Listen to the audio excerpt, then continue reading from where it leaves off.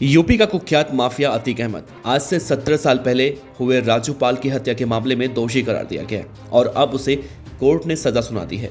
अतीक अहमद अब ताउम्र जेल में रहेगा। अतीक अहमद समेत 3 आरोपी दोषी करार दिए गए हैं, जबकि उसका भाई अशरफ और बाकी सभी आरोपी बरी कर दिए गए हैं। लेकिन जिस अतीक को लेकर इतना हल्ला शोर शराबा देखने को मिल रहा है, वो अतीक है कौन, कहां से आया, कैसे तांगा चलाते चलाते उसने इलाहाबाद में अपराध का साम्राज्य खड़ा कर दिया, बताएंगे आपको विस्तार से। बने रहेगा इस पूरे वीडियो के अंत तक। नमस्कार, आप देख रहे हैं BDF न्यूज। अतीक अहमद की कहानी आपको विस्तार से बताएं, उससे पहले ताज़ा मामले को थोड़ा सा सुन लीजिए, फिर आगे की चर्चा करेंगे। अतीक अहमद और उसके भाई अशरफ को सुबह भारी सुरक्षा के बीच सोमवार को प्रयागराज की नैनी सेंट्रल जेल लाया गया। प्रयागराज पुलिस और STF की टीम रविवार शाम अतीक अहमद को गुजरात के साबरमती जेल से लेकर प्रयागराज के लिए रवाना हुई। वहीं पुलिस की एक दूसरी टीम अशरफ को बरेली जेल से प्रयागराज के केंद्रीय जेल लेकर आई। 17 साल पुराने राजू पाल हत्याकांड के मामले में आरोपियों को आज कोर्ट ने आजीवन कारावास की सजा सुना दी। दरअसल अतीक अहमद ने साल 2004 में तत्कालीन बसपा विधायक राजू पाल की हत्या की। साथ ही राजू पाल हत्याकांड के गवाह उमेश पाल का अपहरण कराने और फिर इसी साल उसकी हत्या कराने के मामले में भी माफिया अतीक और उसके परिवार के सदस्यों पर FIR दर्ज की गई है। बीते 24 फरवरी को अतीक के इशारे पर ही उमेश पाल को प्रयागराज में दिन दहाड़े गोलियों से भून दिया गया। इस हमले में उमेश पाल और उसके दोनों गनर मारे गए। अतीक पर इस तरह के संगीन जुर्म का इल्जाम ये कोई पहला नहीं था। इससे पहले भी कई मामलों में उसके नाम का जिक्र लगातार आता रहा है। अतीक अहमद के शुरुआती दिनों की बात करें तो अतीक अहमद की कहानी का आगाज होता है साल 1979 से। उस वक्त इलाहाबाद के चकिया मोहल्ले में फिरोज अहमद का परिवार रहता था, जो तांगा चलाकर परिवार का गुजर बसर करता था। फिरोज का बेटा अतीक हाई स्कूल में फेल हुआ। इसके बाद पढ़ाई लिखाई से उसका मन हट गया। उसे अमीर बनने का चस्का लग गया, इसीलिए वो गलत काम धंधे में पड़ गया और लगातार रंगदारी वसूलने लगा। महज 17 साल की उम्र में उसके सिर पर हत्या का आरोप लग चुका था। उस समय पुराने शहर में चांद बाबा का दौर हुआ करता था। पुलिस और नेता दोनों चांद बाबा के खौफ को खत्म करना चाहते थे, लिहाजा अतीक अहमद को पुलिस और नेताओं का संरक्षण मिला। लेकिन आगे चलकर अतीक अहमद चांद बाबा से ज्यादा खतरनाक साबित हुआ। अतीक अहमद का नाम जून 1995 में लखनऊ में हुए गेस्ट हाउस कांड के मुख्य आरोपियों में से एक था।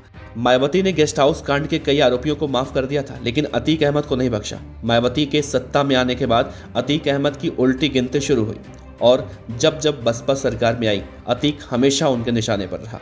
मायावती शासनकाल में अतीक अहमद पर कानूनी शिकंजा कसने के साथ साथ उसकी संपत्तियों पर बुलडोजर चलाने से लेकर कई बड़ी कार्रवाई हुई। यूपी में मायावती सरकार के दौरान अतीक अहमद जेल की सलाखों के पीछे रहा। बसपा के दौर में अतीक का दफ्तर गिरवाने के साथ साथ उसकी संपत्तियां जब्त करवाकर उसे लगातार जेल भेजा गया और प्रयागराज में उसकी राजनीतिक पकड़ को कमजोर ही नहीं बल्कि पूरी तरह से खत्म कर दिया गया। दरअसल इस हमले और हत्याकांड को समझने के लिए हमें करीब 19 साल पीछे चलना होगा, जब देश में आम चुनाव हो चुका था। यूपी की फूलपुर लोकसभा सीट से बाहुबली नेता अतीक अहमद ने समाजवादी पार्टी के टिकट पर जीत हासिल की। इससे पहले अतीक अहमद इलाहाबाद पश्चिम विधानसभा सीट से विधायक था, लेकिन उसके सांसद बन जाने के बाद वो सीट खाली हो गई थी। इस सीट पर हुए सपा सांसद अतीक अहमद ने अपने छोटे भाई अशरफ को अपना उम्मीदवार बनवाया, लेकिन बहुजन समाज पार्टी ने अशरफ के सामने राजू पाल को अपना प्रत्याशी बनाकर चुनावी मैदान में उतारा।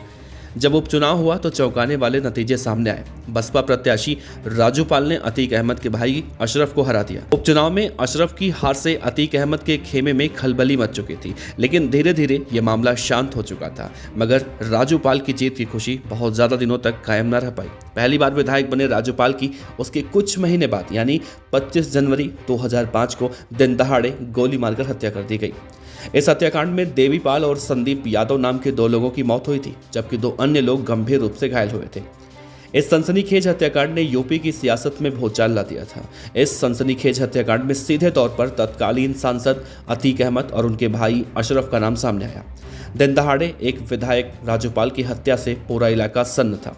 बसपा ने सपा सांसद अतीक अहमद के खिलाफ धावा बोल दिया था। उसी दौरान दिवंगत विधायक राजू पाल की पत्नी पूजा पाल ने थाना धूमनगंज में हत्या का मामला दर्ज करवाया। उसे रिपोर्ट में सांसद अतीक अहमद, उनके भाई अशरफ, खालिद अजीम को नामजद किया गया था। मामला दर्ज हो जाने के बाद पुलिस ने उस मामले की छानबीन शुरू कर दी थी। उस हाई प्रोफाइल मर्डर केस में उमेश पाल एक अहम चश्मदीद गवाह था। जब केस की छानबीन आगे चल रही थी तो उमेश पाल को भी लगातार धमकियां मिलने लगी। उसने अपनी जान का खतरा बताते हुए पुलिस और कोर्ट से सुरक्षा की गुहार लगाई थी। इसके बाद कोर्ट के आदेश पर उमेश पाल को यूपी पुलिस की तरफ से सुरक्षा के 2 गनर दे दिए गए थे।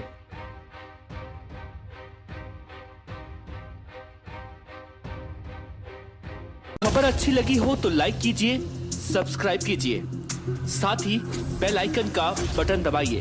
पीडीएफ न्यूज की खबरें सबसे पहले देखने के लिए।